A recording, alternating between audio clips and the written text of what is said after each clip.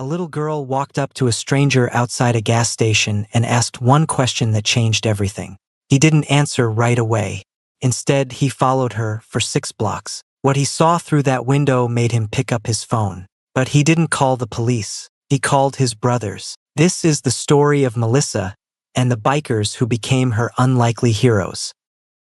The afternoon sun beat down on the cracked asphalt of Route 9, turning the air above the gas pumps into shimmering waves of heat. Levi kicked the stand down on his Harley and swung off, his leather vest creaking as he stretched his back. The gas station had faded paint, a flickering neon sign, and dead security cameras. He was halfway through filling his tank when he felt eyes on him. She was standing near the corner of the building, partially hidden behind a rusted ice machine. The kid couldn't have been more than 11, maybe 12 at most. But it was the limp that caught his attention first. The way she favored her left leg. Like every step hurt, but she'd learned to hide it. Levi didn't look directly at her. Staring would only scare her off. She moved closer, hesitant, calculating. Her sneakers scuffed against the pavement as she approached, stopping about 6 feet away. Close enough to talk, far enough to run. "Excuse me," she said, her voice small but clear, practiced. "Do you know where the police that helps kids is?" Levi's hand froze on the pump handle. Not the police station. Not a cop. The police that helps kids. Like she'd rehearsed exactly how to ask. Like she knew there was a difference between the ones who helped and the ones who didn't. He turned slowly, keeping his expression neutral. Up close, he could see more. The bruise on her left wrist, fading to yellow-green. The way her right eye seemed slightly swollen, carefully concealed by the angle of her head. The tremor in her hands as she gripped the straps of her backpack. "You lost?" he asked, keeping his voice low and steady. She shook her head quickly. "No, I need to find the place. For kids who need help." A familiar pressure rose in his chest. He'd grown up in houses like the one this girl was probably running from. He'd seen his own mother with bruises she blamed on doors and stairs. He recognized the careful way this kid held herself, like she was made of glass, and knew it. "There's a station about 2 miles north," he said, gesturing vaguely up the road. "But it's a long walk." She nodded, absorbing the information like she was filing it away. "Okay, thank you." She turned to leave, that limp more pronounced now that she thought no one was watching. Levi should have let her go. Should have finished filling his tank, paid, and ridden off into whatever afternoon he'd planned. He had a meeting at 4. This wasn't supposed to concern him, but he couldn't. He replaced the nozzle, paid at the pump, and swung back onto his bike. The engine roared to life, and the girl glanced back, startled. Levi didn't acknowledge her. He just pulled out onto the road, heading in the same direction she was walking, keeping a full block between them. She moved with the careful rhythm of someone who'd learned to stay unnoticed. Checking over her shoulder, she stayed close to buildings. Crossed streets only at corners, looking both ways twice. This wasn't a kid wandering lost. This was a kid executing a plan. She adjusted her backpack, paused at a bus stop to scan the street, and kept moving. A minute later, an old woman watering flowers greeted her. The girl offered a polite smile, said something too soft for Levi to hear, and kept going without breaking her rhythm. She slipped into a convenience store and came out moments later, testing for followers.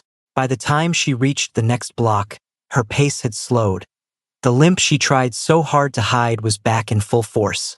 A few turns later, she approached an apartment complex that looked worn down long before she ever lived there. Peeling paint, barred windows, and a rusted, empty playground. The girl disappeared into a ground floor unit, door number 7. The screen door banged shut behind her. He should leave. Call child services with an anonymous tip. Let the system handle it. But Levi had been a kid in the system once. He knew exactly how well that worked. He approached on foot, boots silent on the cracked sidewalk. The apartment's front window had blinds, but they hung crooked, leaving gaps. He moved to the side, staying in the shadows, and looked through. What he saw made his chest tighten and his jaw clench. The man was tall, heavy-set. The belt was already in his hand, folded double, the buckle catching the light from the television. He was yelling, words Levi couldn't quite make out but didn't need to. The tones said everything. And there was Melissa, pressed against the far wall, backpack still on, hands raised slightly like she was trying to make herself smaller. Every time the man's shadow crossed her path, she flinched. Not dramatically, just a tiny, involuntary recoil that came from muscle memory. Levi's hands curled into fists. He knew the system could fail her like it had failed so many others. And in 6 months, a year, this girl would be right back here or somewhere worse. So instead, Levi pulled out his phone and made a different call. Terrence answered on the second ring. "You on your way?" "Change of plans," Levi said quietly, his eyes never leaving the window. "I need you and a couple of the brothers. Bring William and Jasper if they're around. No sirens, no cops. Not yet." There was a pause. Then, "How bad?" "Bad enough," Levi said. "I'll send you the address." 20 minutes, Terrence replied, and the line went dead. Levi stepped back into the shadows, positioning himself where he could watch both the apartment door and the street. His heart was steady, his mind clear. The girl had asked for help in the only way she knew how, and she'd asked the right person. Minutes later, 2 Harleys rolled up without headlights. Terrence dismounted first. A bear of a man with silver threading through his black beard and eyes that had seen too much to be surprised by anything. William followed, lean and wiry, with hands that could rebuild an engine or break a jaw with equal efficiency. Jasper brought up the rear, quiet as always, already scanning the area like he was back on patrol in Kandahar. Levi met them at the corner, keeping his voice low. "Ground floor, Unit 7. Man inside, mid-30s, built heavy. Girls maybe 11. She's scared of him." "You see him hit her?" Terrence asked. "Not yet, but he's got a belt in his hand and she's got fresh bruises." Levi's jaw tightened. "She asked me where the police that helps kids was." Those exact words. Terrence's expression darkened. "Smart kid." "Too smart," William muttered. "Means she's been thinking about this for a while." Jasper had already moved to the side of the building, phone out, snapping photos of the exterior, the address, the rusted mailboxes with half the numbers missing. "We need the kind of record no judge can ignore." That was Jasper, always 3 steps ahead, always thinking about the endgame. 2 tours as a Marine JAG officer had taught him that good intentions meant nothing without proper evidence. Terrence nodded. "William, check property records. Find out who owns this place, who's on the lease. Jasper, you're on surveillance.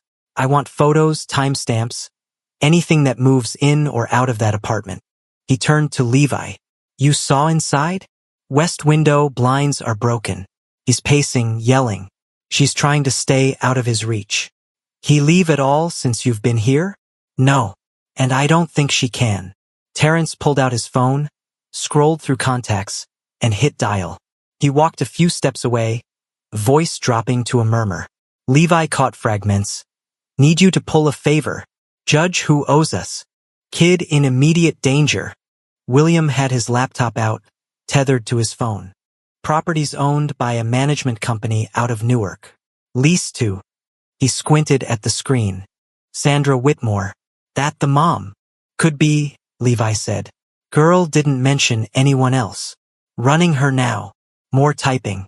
"Sandra Whitmore, age 34, works as a night shift supervisor at a packaging plant in Pennsylvania. Been there 8 months." William's eyes narrowed. "She's not here. Works 6 nights a week, 12-hour shifts." "So who's the guy?" Jasper asked, camera still pointed at the window. "Going through socials now." William turned the screen. A Facebook profile loaded. Sandra Whitmore with a man in a tank top, his arm around her shoulders, beer in hand. Dwayne Hopper, boyfriend, moved in 4 months ago. He clicked through. Priors for assault, domestic disturbance, possession. Nothing recent, but he's been on probation twice. Terrence finished his call and returned. "Carol's coming." She'll be here by dawn with paperwork. Carol Hendricks? Jasper looked impressed. Thought she retired. She did. But she owes me. Terrence's tone made it clear that debt was being called in tonight. She's already working on an emergency custody order. We get that, we can remove the girl legally, no questions. What about him? Levi nodded toward the apartment. We do this right, he gets arrested on his own charges. We just need enough to make it stick. Terrence looked at each of them. Nobody goes in unless that girl is in immediate danger. We watch, we document, we build the case. Understood. They all nodded. The next 6 hours were the longest of Levi's life. Jasper rotated positions every 45 minutes, capturing different angles. William pulled everything he could find on Dwayne Hopper. 3 previous addresses, 2 DUIs, a restraining order from an ex-girlfriend that had expired. Terrence made calls, waking up contacts, pulling strings that most people didn't even know existed. And Levi watched the window. Around midnight, the yelling stopped. The television went dark. A single light remained on in what had to be the girl's room. A small glow visible through a different window. Levi pulled out his phone and texted the group. She's down for the night. We move at dawn. At almost 6 a.m., a gray station wagon pulled up. Carol Hendricks stepped out looking like she'd never stopped practicing law. Tailored blazer, reading glasses on a chain, leather briefcase that had seen 1,000 courtrooms. She was 70 if she was a day, and she didn't waste time on pleasantries.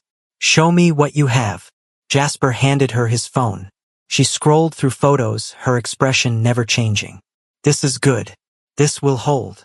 She pulled a folder from her briefcase.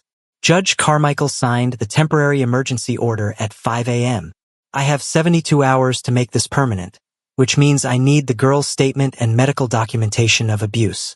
She'll talk, William asked. They always do, Carol said quietly. Once they know they're safe. Terrence straightened his vest. Then let's make her safe. They approached Unit 7 as the sun broke over the roofline. Terrence knocked, firm, steady, authoritative but not aggressive. 30 seconds passed.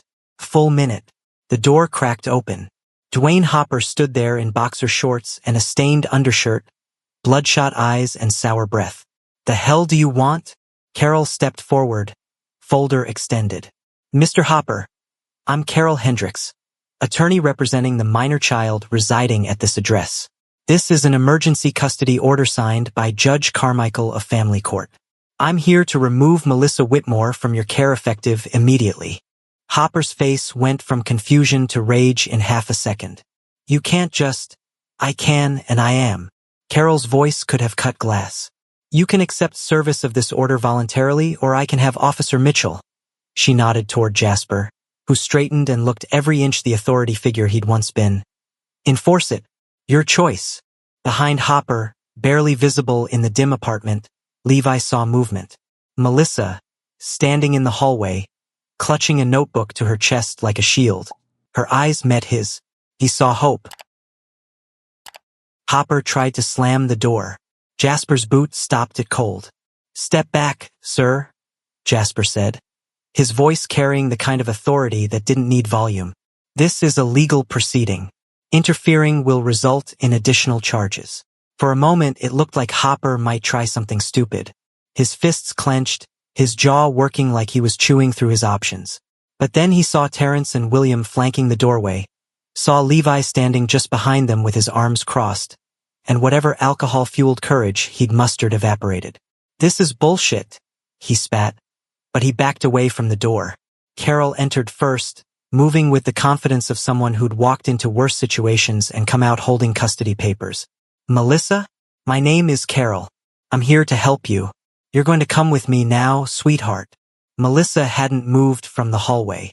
She looked smaller than she had at the gas station, if that was even possible. Her backpack sat at her feet, already packed, like she'd been ready to leave for days. You can't take her, Hopper said, following Carol inside. Sandra will be back tonight. She'll tell you. Ms. Whitmore has been notified. Carol cut him off smoothly. They're already reaching out to her. She'll have the opportunity to contest this order at a hearing scheduled for Monday morning. She turned to Melissa, her voice softening. Do you have everything you need, honey? Melissa nodded slowly. She picked up her backpack and clutched her notebook tighter. As she walked toward the door, Hopper moved like he might block her path. Terrence shifted his weight. Didn't say a word. Didn't have to. Hopper froze. Melissa walked past him without looking up, her limp more pronounced now in the morning light. When she reached Levi, she stopped. "You followed me," she said quietly. "Yeah," Levi replied. "I did. Thank you." He nodded, throat tight. "Come on, kid. Let's get you somewhere safe." Outside, the morning air felt cleaner somehow. Carol guided Melissa to the station wagon, speaking softly about what would happen next: medical evaluation, interview with a social worker, temporary placement. Melissa listened with an intensity that broke Levi's heart. This kid had been forced to grow up way too fast. Before getting into the car, Melissa turned back and held out her notebook. "I drew things," she said, "in case nobody believed me." Carol took it carefully like it was evidence in a trial. Because it was. She opened it to the first page and went very still. Levi looked over her shoulder. The drawings were crude but devastatingly clear. Stick figures with X's for mouths. A large figure with something raised over its head. A small figure on the ground. Dates written in a child's careful handwriting. 12 entries in total. "This is very brave, Melissa," Carol said. Her voice steady despite the fury Levi could see building behind her eyes. "This is going to help us keep you safe. I promise you that." Melissa got into the car without another word. As Carol pulled away, Levi saw the girl's face in the rear window, watching them until the station wagon turned the corner and disappeared. "She's been documenting it," Jasper said, pulling out his phone. "More than just survive. She prepared for the day someone would finally listen." William shook his head. 11 years old, and she's building a case against her abuser. "No," Terrence agreed. "It's not. But she's out now. That's what matters." They regrouped at the clubhouse an hour later. The Iron Shepherd's headquarters was a low-slung building on the industrial edge of town. Part garage, part bar, part sanctuary for men who didn't fit anywhere else. Inside, the air smelled of motor oil and old smoke. William had his laptop open on the bar, files spread across 3 screens. "Okay, here's what we're working with. Sandra Whitmore has no priors, no complaints, no red flags. By all accounts, she's working herself to death trying to support her daughter." "Then why leave her kid with that piece of garbage?" Jasper asked. "Probably didn't know how bad it was. Works nights, sleeps days when she's home. Classic situation. Boyfriend's on his best behavior when she's around, shows his true colors when she's not." Terrence was on his phone again, pacing near the jukebox. "Carol's got Melissa at the children's hospital now. They're checking her over to ensure she's safe. She's calling me after." Levi sat at the bar nursing black coffee, unable to shake the image of those drawings. His phone buzzed. Unknown number. He answered. "Yeah. Mr. Levi?" A small voice. "Melissa. Carol said I could call you. To say thank you properly." "You don't have to thank me, kid." "Yes, I do." Her voice was stronger now. "I asked for other people before you. They just pointed and walked on. You're the only one who followed." Levi pressed his thumb against the bridge of his nose, steadying himself. "For other people. You did good, Melissa. You were smart and you were brave and you got yourself out. That's all you." "The doctors are nice here," she said. "They gave me juice and crackers. And Carol says I don't have to go back there. Ever." "That's right. You don't. Where do I go instead?" That was the question, wasn't it? Foster care, most likely. Maybe a group home if they couldn't find a placement. The system would grind her up and spit her out just like it did everyone else. Unless. Levi looked at Terrence, who was watching him with knowing eyes. "I don't know yet," Levi told her honestly. "But we're working on it. And wherever it is, it'll be safe. I promise you that." "Okay," Melissa said. "I believe you." After she hung up, Terrence walked over and put a hand on Levi's shoulder. "Carol's filing for temporary custody under her license. She can keep Melissa for up to 6 months while they sort out permanent placement. And after that? After that, we make sure she ends up somewhere good. We've got connections. People who owe us favors." Terrence's grip tightened. This doesn't end with us just pulling her out, brother. We see this through. All the way. Around the bar, the other brothers nodded. William, Jasper. 3 more who'd shown up when word spread. This was what the Iron Shepherds did. Not the motorcycle rallies or the charity rides or the tough guy reputation. This, showing up when someone needed them. Following through when everyone else walked away. Levi raised his coffee cup. To Melissa. Kids got more courage than most adults I know. To Melissa, they echoed. And somewhere across town, in a hospital room with clean sheets and people who actually cared, a little girl could sleep without fear. 3 days later, Melissa walked into the Iron Shepherds clubhouse. Carol had called ahead. She wants to see them, she'd said. Specifically, she wants to see Levi. And I think it's important for her recovery that she gets to thank the people who helped her. The clubhouse had never been cleaner. Diane, Terrence's wife and the undisputed queen of the old ladies, had spent the morning scrubbing surfaces that hadn't been scrubbed in years. The ashtrays disappeared. Even the pin-up calendar came down and the floor was mopped. "We're not scaring the kid," Diane had declared, wielding a spray bottle like a weapon. She's been through enough without walking into a biker stereotype. When Melissa arrived, she looked different. Clean clothes, courtesy of Carol. Hair brushed and pulled back with a new scrunchie. The limp was still there, but less pronounced. The doctor said physical therapy would help. Her bruises had faded to yellow shadows. But the biggest change was in her eyes. The fear hadn't completely vanished, but it had been joined by something else. Curiosity, cautious optimism. Levi stood near the jukebox, suddenly unsure what to do with his hands. He'd faced down rival clubs, bar fights, and more than one angry ex, but a 90-pound kid made him nervous in a way nothing else did. Melissa saw him and walked over without hesitation. "Hi. Hey kid. How you doing?" "Better." She looked around the clubhouse, taking in the motorcycles visible through the open garage bay, the patch-covered walls, the worn leather furniture. "This is where you all hang out?" "Pretty much. It's not much, but it's ours." "I like it," she said simply. "It feels safe." Diane emerged from the back room carrying a plate stacked with pancakes that could feed a small army. "Melissa, honey, you hungry? I made extra." Melissa's eyes widened. "Those are all for me?" "Every last one. And there's syrup, butter, whipped cream, whatever you want. You just sit right here and eat until you can't eat anymore." The toughest men in 3 counties quietly watched her eat pancakes. She ate slowly, methodically, savoring each bite. Nobody rushed her. When she finally pushed the plate away, half the stack still remaining, she looked almost guilty. "I couldn't finish. I'm sorry."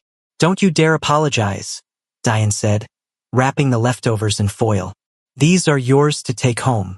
You eat when you're hungry, not when someone tells you to." Terrence approached, holding something behind his back. He crouched down so he was eye level with Melissa. "Got something for you. My daughter Emma had this when she was about your age. She's 16 now, says she's too old for it. But I think he needs a new home." He pulled out a stuffed bear, worn but well-loved, one eye slightly crooked, wearing a tiny leather vest that someone had clearly made by hand. "His name's Rebel," Terrence said. "He's a good listener, doesn't judge, and he's tougher than he looks." Melissa took the bear carefully, like it might break. She hugged it to her chest, and for a moment, she looked exactly like the kid she should have been all along. "Thank you," she whispered. Later, Carol pulled Levi aside. "I spoke with Sandra this morning. She's devastated. Had no idea what was happening. She's already filed charges against Hopper and a restraining order. He's currently sitting in county lockup on assault charges." "What about Melissa?" "Sandra's getting help, therapy, parenting classes, better work schedule. She loves her daughter, Levi. She just made some bad choices." Carol adjusted her glasses. "The judge is allowing supervised visits starting next week. If everything goes well, Melissa could be back with her mother in 3 to 4 months. And if it doesn't go well, then we find her somewhere permanent. But I think it will. Sandra's motivated. She knows how close she came to losing her daughter forever." Across the room, Melissa was sitting on the old leather couch, Rebel the bear tucked under one arm, listening to William explain how a carburetor worked. She leaned in, eyes bright, as if someone had finally reopened a door she'd kept locked. Jasper walked over with his phone. She's something else. Asked me about military service. Said she wants to be strong like that someday. She already is, Levi said. As the afternoon wore on, more brothers stopped by. Each one made a point to introduce themselves, to tell Melissa that if she ever needed anything, she just had to ask. They didn't make a big deal of it. Didn't expect gratitude or recognition. They just wanted her to know she wasn't alone anymore. When it was time to leave, Melissa walked back to Levi. She was quiet for a moment, then said, "I knew someone would help if I asked the right way. You did good, kid. Real good. Can I ask you something? Anything." When I asked those other people, the ones who just pointed, do you think they saw what was happening to me? Levi crouched down, meeting her eyes. Honestly, some probably did. Some probably didn't. People are complicated. Sometimes they're scared. Sometimes they're busy. Sometimes they just don't know how to help. But you knew. I knew, he admitted. And I couldn't walk away. Melissa hugged him then, quick and tight, before stepping back with red cheeks. I'm glad you didn't. As Carol's station wagon pulled away, Melissa's face appeared in the rear window again.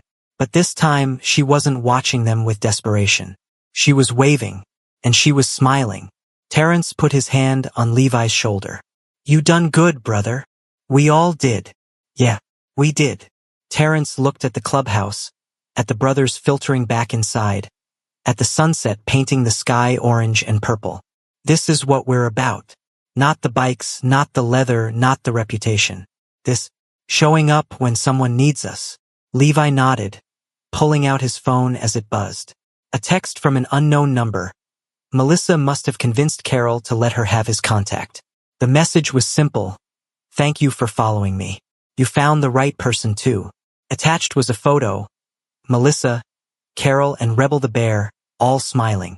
Levi saved the photo and slipped his phone back in his pocket. He might never get another message like it. But for today, it was enough to know that one kid was safe. One kid was healing. One kid learned that help can come from unexpected places. Walking back into the clubhouse, he realized the world could still surprise him. Sometimes the people who look the toughest are the ones with the softest hearts. Melissa found her protectors in the last place anyone would expect. What would you have done if you saw what Levi saw? Would you have followed? Would you have called for help? Let us know in the comments below. And if this story moved you, don't forget to like, share, and subscribe to embrace the journey for more stories of courage, compassion, and unexpected heroes. See you in our next video.